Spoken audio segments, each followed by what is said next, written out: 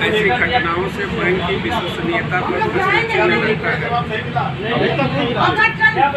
रामकिशोर यादव ने कहा कि सही बात है। बोलिए सर को अंदर जाने दीजिए। आप भी अंदर जाइए, क्या बात करते हैं, कदम रिकॉर्डिंग करिए। वो साहब बोल रहे हैं कि चेयरमैन साहब से आएगा तो हमारा भी मन करना है कि आप भी आके देखिए कहाँ बच्चे, इतने छोटे बच्चे अकेले अभी स्कूल जा रहे हैं, अपने से नाश्ता बना रहे हैं। आप लोग इन लोगों को समझ में आता है यहाँ रहेंगे तो इन लोग हम लोग को नहीं है। क्या कह रहे हैं, पहले वालों में तो नहीं था। ये है ना कि ओरिएंटल इंश्योरेंस कंपनी बहुत बढ़िया क्यों 100 गुना सार्वजनिक नहीं, तर्कसंगत नहीं, ये सब नहीं। तो वो जो भी दिए ये जोनल ऑफिस बनारस की मेल आईडी है। जोनल ऑफिस बनारस से आया है। इन्होंने एक जानकारी लिखी है, हमने जो मांगी है उसके एक जवाब में लिखा है कि हमारे रेलिवेंट इंफॉर्मेशन अवेलेबल, हमारे सवाल नंबर 13 का सवाल नंबर 13 पढ़िए तो सवाल नंबर 13 साहब अब सुन लेना। इनका वेबसाइट में कहते हैं कि मान दीजिए, हम अभी तो लेंगे उनको नहीं चाहिए तो साहब मैं निर्मला सीतारमण से लेके और इनके बैंक के सारे लोगों का मेल आईडी नंबर ये मैं इनसे चाहता था इसलिए कि आप जो दोगे वो ऑथेंटिक होगा। हमारे पास वेबसाइट में अपडेट है, नहीं है, बदला है, नया है, सही है, गलत है, क्या है मैं नहीं जानता। ये देंगे तो ऑथेंटिक होगा। हम क्यों मांग रहे हैं शायद इन्हें भी पता होगा, ये क्यों नहीं दे रहे हैं शायद मुझे भी पता। अपना नाम और परिचय बता दें, थोड़ा बंद करा। मेरा नाम मनीष कुमार है, मैं शाखा प्रबंधक हूँ यहाँ। ये आपके सामने ब्लाकरधारी कुछ मामले को लेकर धरने पर बैठे हुए हैं, उसको क्या है मामला और क्यों बैठे हुए हैं? 31 तारीख की रात को यहाँ पर लॉकर लूट की घटना हुई थी। लॉकरधारी हैं, उसी के लिए अपना प्रदर्शन कर रहे हैं। नहीं, तो आपके द्वारा क्या किया गया, इन लोगों के लाकरधारियों को क्या आश्वासन दिया गया है, कैसा मुआवजा दिया जा रहा है जिनकी मांग को लेके ये बैठे हुए हैं? तो ऐसे में क्या किया जाएगा आपकी तरफ से? देखिए, लॉकरधारियों को अगर इस तरह की कोई घटना अगर होती है तो उसके लिए आरबीआई ने जो अभी रिसेंटली जजमेंट दिया था वो 1 जनवरी से लागू है, जिसमें उनके किराए का, वार्षिक किराए का 100 गुना तक मुआवजे का भुगतान करने का जो जजमेंट है वो दिया है। इसके अलावा आरबीआई ने या भारत सरकार ने अभी तक इस मामले में कोई भी तरह का कंपेंसेशन अभी तक कुछ किया नहीं है। इसके बारे में कोई अभी जानकारी हम लोगों को दी नहीं है। तो जो फिलहाल जानकारी वो यही है, वो 100 टाइम्स लॉकर रेंट के वार्षिक किराए का 100 गुना तक ही देने का है।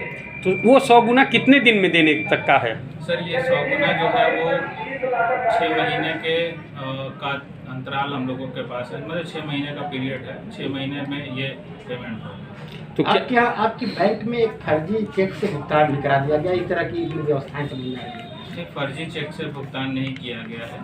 वो जानकारी जो है वो इस घटना से अलग है, उसके बारे में आप सर बाद में बात कर लीजिए। क्या है, तो आरोप लगा रहा है कि हमारे सर आरोप तो लगते ही रहते हैं, आरोप लगते रहते हैं, और उसके लिए कस्टमर जो है उनको हम लोगों ने बुलाया है और उसकी बयान अलग चल रही है, लेकिन ये फर्जी भुगतान का कोई मामला है नहीं। ये में भी उनका कुछ कहा होगा, वो जांच का अलग विषय है। आरोप वो लगा रहे हैं कि चेक मैंने जो मांगा था वो चेक नहीं मिला, जो दूसरे चेक से भुगतान हुआ है उस पर आप क्या कह रहे हैं? उनका जो चेक बुक है जो आपने इशू किया है, इस संबंध में सर, इस संबंध में किसी कस्टमर ने मुझे अभी तक कोई भी लिखित आवेदन नहीं दिया है कि उनके खाते से क्या हुआ है क्या नहीं। तो मैं बस सुनी सुनाई बात जो आप कह रहे हैं या जो लोग बाहर कह रहे हैं मैं उसी के बारे में जानता हूँ। नहीं, शनिवार को आपके ब्रांच में भी वो आया था, कौन सा शनिवार? ये अगले शनिवार को, आप पिछले शनिवार को कौन आया? भुगता जो था, पति पत्नी दोनों, जो आपके फर्जी भुगतान के बारे में। तो सर मुझसे नहीं मिले हैं, मुझे इस बात की कोई लिखित भी जानकारी नहीं, ना ही मौखिक जानकारी है।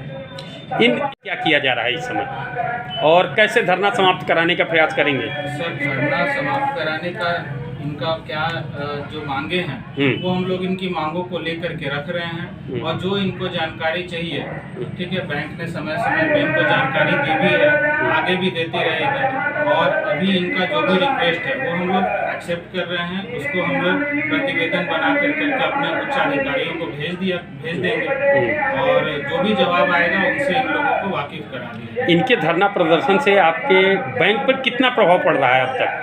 सर बैंक पे तो प्रभाव पड़ ही रहा है। धरना प्रदर्शन से जो हमारा जो सामान्य ग्राहक हैं जिनका यहाँ पे जमा निकासी या कुछ ऐसे धारक भी है जिनको एजुकेशन लोन लेना है, उनकी पढ़ाई बाधित हो रही है, वो लोन नहीं कर पा रहे हैं, और दूसरे ग्राहक है जिनको बिजनेस के लिए लोन चाहिए, उनका काम काज ठप पड़ा है, उनके बिजनेस के लिए जो डेली ट्रांजैक्शन होता है वो सब ठप पड़ा है, तो बैंक का कार्य तो प्रभावित हो ही रहा है। तो ऐसे स्थिति में कैसे संतुष्ट करेंगे और क्या करेंगे? आगे की क्या रणनीति है आपकी?